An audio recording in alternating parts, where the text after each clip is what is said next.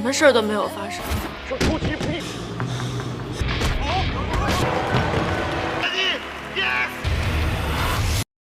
Welcome dear रॉकर्ड, स्वागत है आपका स्वीट कॉमेट के 21 पार्ट में। दोस्तों, अगर आपने पिछले एपिसोड्स नहीं देखे हैं तो पहले जाकर देखिए, फिर इस सीरीज का आनंद उठाइए। तो पिछले पार्ट में आपने देखा कि हुडी और सुनहाओ के बीच फाइट हो रही थी। हुडी ने सुनहाओ को बड़ी आसानी से अटैक कर दिया था और उसकी नाक से खून निकलने लगा था। अब उसके बाद क्या हुआ, फिलहाल ये हमको नहीं दिखाया जाता। अब इस पार्ट की शुरुआत में दिखाते हैं कि टूर्नामेंट फाइनल्स का दिन आ चुका है। कई कॉलेजेस से बहुत सारे स्टूडेंट्स ज़ैंगजी कॉलेज आए होते हैं और अब फाइनल्स के लिए क्वालिफाइड स्टूडेंट्स के नाम अनाउंस किए जाते हैं। फेंग्यू, जाओमी, मिया, जियोफेंग और हुडी फाइनल्स पहुंच चुके हैं।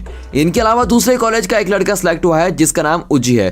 तो कुल मिलाकर 6 लोग सिलेक्ट हुए हैं और क्वालिफायर मैच गिव अप करने की वजह से सुनहाओ को सिलेक्ट नहीं किया गया है। पहला मैच जियोफेंग और जाओमी के बीच होगा और मिंग टैन जाओमी को फिर से याद दिलाता है कि जियोफेंग बहुत ही फास्ट है, लेकिन तुम्हारे जितनी स्ट्रेंथ उसमें नहीं है। वो अपर बॉडी डिफेंस बहुत ही अच्छा करती है, पर लोअर बॉडी डिफेंस में वो थोड़ी वीक है। इसलिए तुम्हारी स्ट्रेटेजी ये होनी चाहिए कि तुम पहले अटैक मत करो, उसे अटैक करने दो और जब वो जरा थक जाएगी तब उसके लोअर बॉडी पर अटैक करो। अब ये सुनकर तीनों खुश हो जाती हैं कि यार जूनियर, तुम तो हम तीनों से एक्सपर्ट्स हो चुके हो। अब जियोफेंग और जाओमी रिंग के अंदर जाती हैं। अब ये लोग अंदर टीवी पर मैच देख रहे होते हैं। तब फेंग्यू की आंटी वहां पर आती है, यानी अंकल जी की पत्नी। वहां जियोफेंग जाओमी को जोर से अटैक कर रही होती है, जाओमी डिफेंस कर रही होती है। फिर एन वक्त पर जाओमी अपना अटैक शुरू करती है, लेकिन जियोफेंग भी एक एस रैंक के फाइटर है और वो खूब डिफेंड करती है। अब मौका पाते ही वो फिर से अटैक करने लगती है। अब यहाँ आंटी फेंग्यू से कहती है कि मैं बड़ी मुश्किल में हूँ और मेरे पास तुम्हारे और तुम्हारे अंकल जी की कुछ फोटोज हैं। मैं तुमको फोटोज दिखाने आई थी। मेरी फाइनेंशियल सिचुएशन इतनी अच्छी नहीं है, तुम प्लीज मेरी मदद करो। फेंग्यू कहती है कि उस दिन तो आपने मुझे पहचानने से इनकार कर दिया था और उस दिन आपने जो कॉस्टली ड्रेस पहन रखी थी उससे तो लगता नहीं कि आपको पैसों की कमी है, और आज आप ऐसे कपड़े पहनकर क्यों आ गई। इस पर आंटी कहती है कि तब मेरी सिचुएशन अच्छी थी बेटी, लेकिन आज मेरी हालत बहुत ही खराब है, इसलिए मैं तुमसे मदद मांगने आई हूँ। अब फेंग्यू किसी को कॉल करती है और आंटी के अकाउंट में 1 लाख रुपए ट्रांसफर कर देती है। अब यहाँ मैच बहुत ही सीरियस हो रहा होता है। इनकी जबरदस्त फाइट के बीच जाओमी मिंग टैन की बताई हुई स्ट्रेटेजी को फॉलो करती है और जियोफेंग को उसी वक्त अटैक करती है जब उसने बिल्कुल भी एक्सपेक्ट नहीं किया था। फिर वो जियोफेंग को लॉक करके नीचे गिरा देती है और इस मैच की विनर है जाओमी। ज़ैंगजी कॉलेज के स्टूडेंट्स उसको खूब चीयर करते हैं और उसके फ्रेंड्स बहुत ही खुश होते हैं कि यस, वो जीत गई।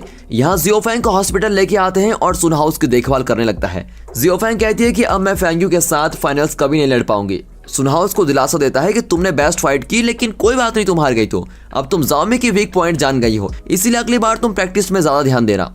और अब अगला मैच होगा मिया और हुडी के बीच में। सुनहाओ मोबाइल पर मैच देख रहा होता है, तब उसे कल रात की बात याद आती है। दरअसल कल रात सुनहाओ के अटैक्स को हुडी ने खूब डिफेंड किया होता है और उसने कोई नई टेक्निक यूज करके सुनहाओ को मार गिराया था और इस बारे में वो मिया को अलर्ट करने तुरंत स्टेडियम पहुंच जाता है, लेकिन तब तक देर हो जाती है और दोनों बॉक्सर्स रिंग के अंदर आ चुके होते हैं। मिया हुडी से पूछती है कि बिना हेलमेट की मेरे साथ कोई बॉक्सिंग नहीं करता, तुम्हें अपना सर बचाना है तो हेलमेट पहन लो। ओह, तो तुम इतनी स्ट्रॉन्ग फाइटर हो, कोई बात नहीं, तुम्हारा रिकॉर्ड तो मैं ही तोड़ देता हूँ। अब ये कहकर दोनों फाइट करने लगते हैं। अब मिया उसको अटैक करना शुरू करती है। हुडी कुछ अजीब सी टेक्निक यूज करके डिफेंड करता रहता है। अब मिया कहती है कि तुम किसी छोटे कॉलेज से सिलेक्ट होकर यहाँ तक आ तो गए, लेकिन मुझे हराने के सपने मत देखना बेटा। ये कहकर वो फिर से अटैक करती है, लेकिन हुडी सिर्फ डिफेंड कर रहा होता है। यहाँ आंटी फेंग्यू को थैंक यू कहती है। वे कहती है कि तुम्हारे अंकल जी को ऐसी मौत नहीं आनी चाहिए थी। इस पर फेंग्यू पूछती है कि आप कहना क्या चाहती हैं? अंकल जी बॉक्सिंग रिंग में तो मरे थे ना? हाँ बेटी, लेकिन उनकी मौत के पीछे एक राज है। पता नहीं मुझको ये सब कुछ बताना चाहिए या फिर नहीं। आंटी, आपको सब कुछ सच सच बताना पड़ेगा। अंकल जी मेरे लिए सब कुछ थे, इसलिए प्लीज कुछ भी मत छुपाइए।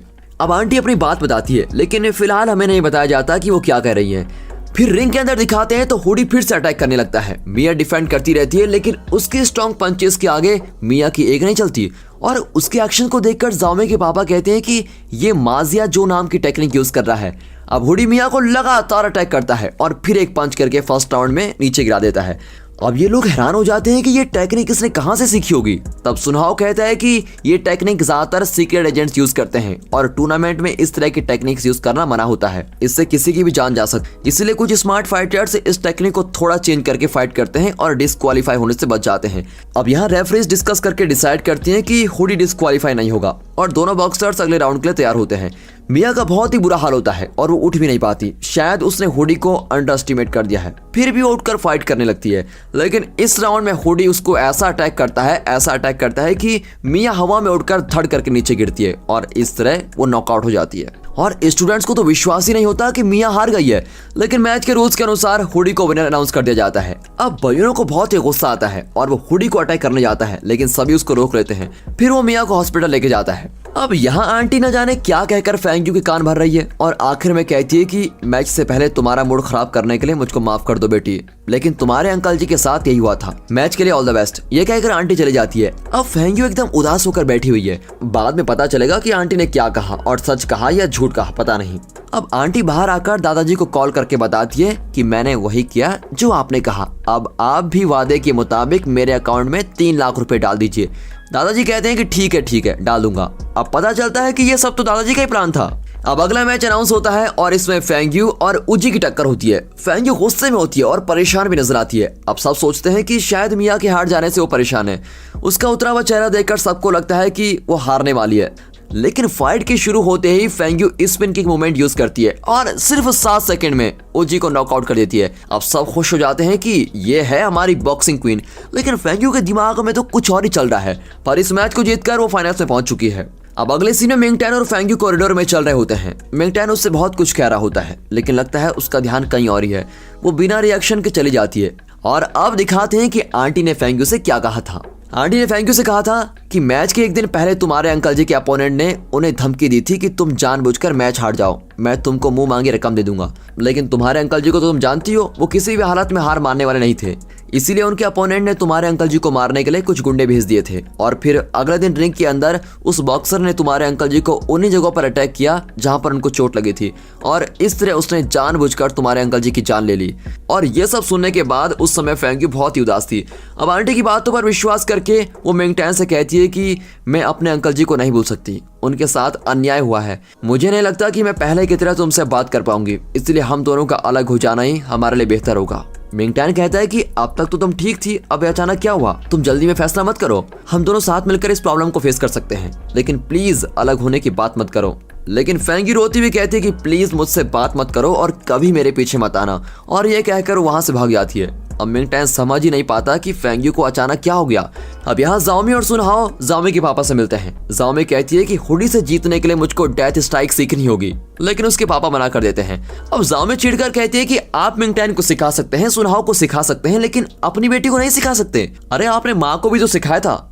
हाँ बेटी, मैंने तुम्हारी माँ को सिखाया था, लेकिन मैंने उसे प्रॉमिस भी किया था कि मैं तुम्हें डेथ स्ट्राइक कभी नहीं सिखाऊंगा। मेरे मास्टर ने मुझको बताया था कि डेथ स्ट्राइक औरतों की सीखने की चीज नहीं है, इस टेक्निक से उनके शरीर को बहुत ही नुकसान होता है। लेकिन मैंने उनकी बात नहीं मानी और तुम्हारी माँ को सिखा दिया। हालांकि वही सीखना चाहती थी और पहले तो सब कुछ ठीक था, लेकिन कुछ दिन बाद उस मूवमेंट की वजह से उसका शरीर और मन दोनों कमजोर होने लगा और आखिर में वो मुझको इस दुनिया में छोड़कर चली गई। इसीलिए मैं तुम्हें वो मूवमेंट कभी नहीं सिखाऊंगा, मैं तुमको नहीं खोना चाहता। और ये कहकर वो अंदर चले जाते हैं। अब यहाँ मियाँ के हाथ में फ्रैक्चर हो गया है और डॉक्टर कहते हैं कि 1 महीने बाद ही पट्टी खुलेगी। है 1 महीने बाद? लेकिन तब तक मैं अपने सारे काम कैसे करूंगी? अब बयूनो जवाब देता है कि मैं हूं ना सीनियर, मैं आपका सारा काम कर दूंगा और आपका अच्छे से ख्याल भी रखूंगा। ये कहकर वो मिया को जूस लेकर देता है।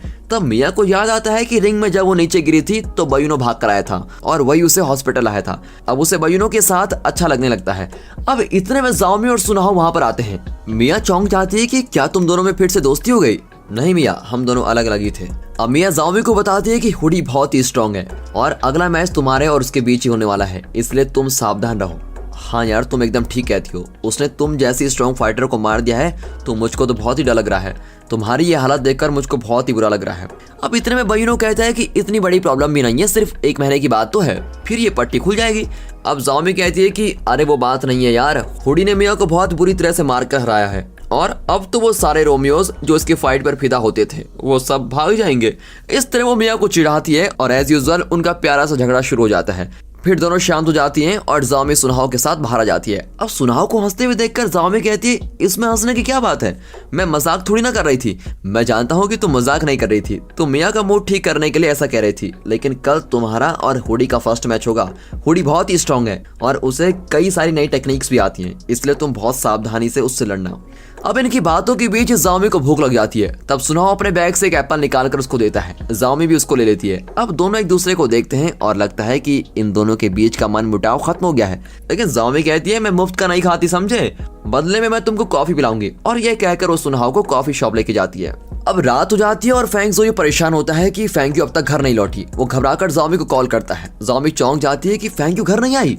वो कहती है कि ठीक है घबराओ मत, मैं उसको ढूंढती हूँ और अगर वो घर आ जाए तो मुझको इन्फॉर्म कर देना। ये कहकर कॉल कट कर देती है। अब दादाजी मन ही मन सोच रहे होते हैं कि मैं तो इन बच्चों की भलाई की बात सोचता हूँ, ये दोनों मिंगटैन पर इतना तरस खा रहे हैं, लेकिन जब इन्हें असलियत का पता चलेगा तो ये दोनों उससे नफरत करने लगेंगे।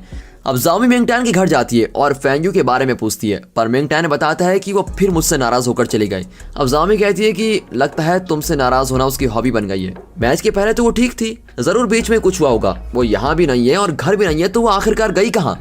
कल उसका फाइनल मैच भी है और फिर यहाँ पर इन दोनों की कुछ भी समझ नहीं आता। अब अगली सुबह मैच की अनाउंसमेंट की जाती है। सबसे पहले जाओमी और हुडी के बीच टक्कर होगी, लेकिन जाओमी यहाँ परेशान होती है क्योंकि अगला मैच फेंग्यू का होगा और वो गायब है।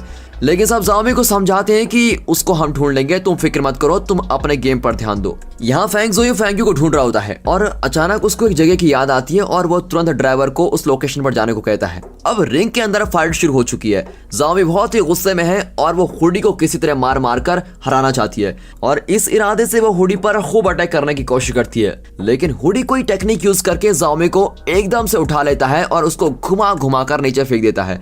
अब जाओमी उठ नहीं पाती और हुडी को विनर अनाउंस कर दिया जाता है। अब सुनाओ भागा चला आता है, लेकिन जाओमी उसे फेंग्यू के बारे में पूछती है और कहती है कि अगर वो मैच नहीं खेलेगी तो यह गधा विनर हो जाएगा।